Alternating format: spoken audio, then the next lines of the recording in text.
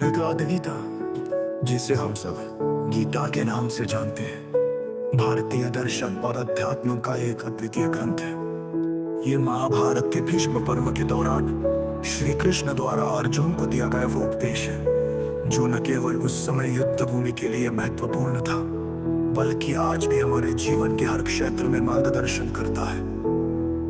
गीता का हर श्लोक जीवन के विभिन्न पहलुओं को छूता है और हमें सही दिशा दिखाता है। यहाँ हम गीता के कुछ महत्वपूर्ण तत्वों का अनोखे ढंग से वर्णन करेंगे।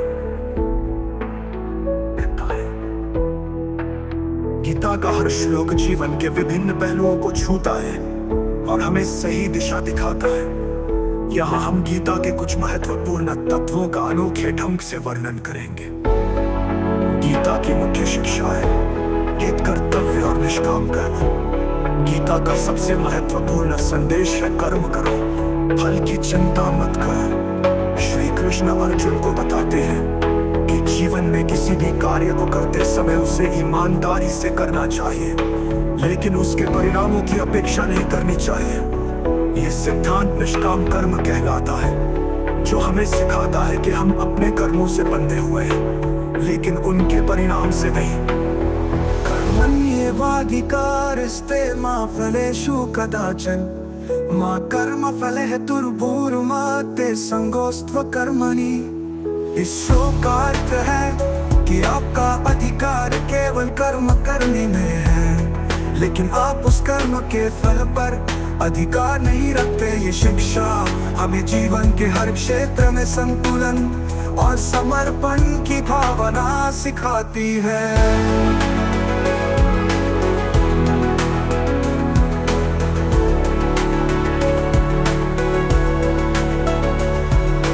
गीता में आत्मा की अमरता का बहुत सुंदर और गहन वर्णन किया गया है। श्री कृष्ण बताते हैं कि शरीर नाशवान है, लेकिन आत्मा विनाशी और अनंत है।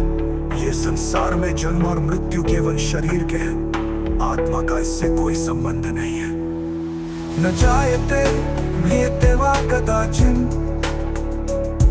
नायं भूत्वा भविता वा न भूयाः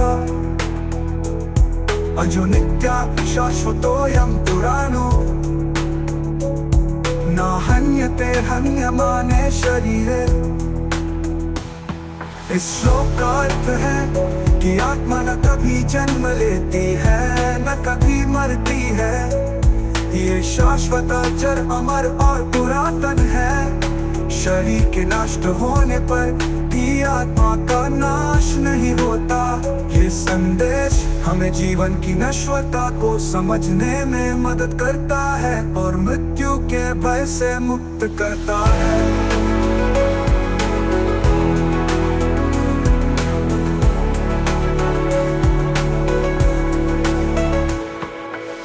योग और ध्यान की महत्ता पर भी जोर देती है।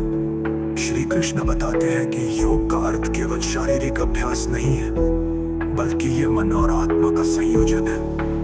ध्यान के माध्यम से व्यक्ति अपनी आंतरिक चेतना से जुड़ सकता है और आत्म ज्ञान प्राप्त कर सकता है। उद्धरेदात्मनात्मनानं नात्मनमवसादय आत्मैव ह्यात्मनो बन्धुरात्मैव रिपुरात्मना। इस श्लोक का अर्थ है कि व्यक्ति को स्वयं अपने द्वारा उठाना चाहिए और स्वयं को नीचे नहीं गिराना चाहिए।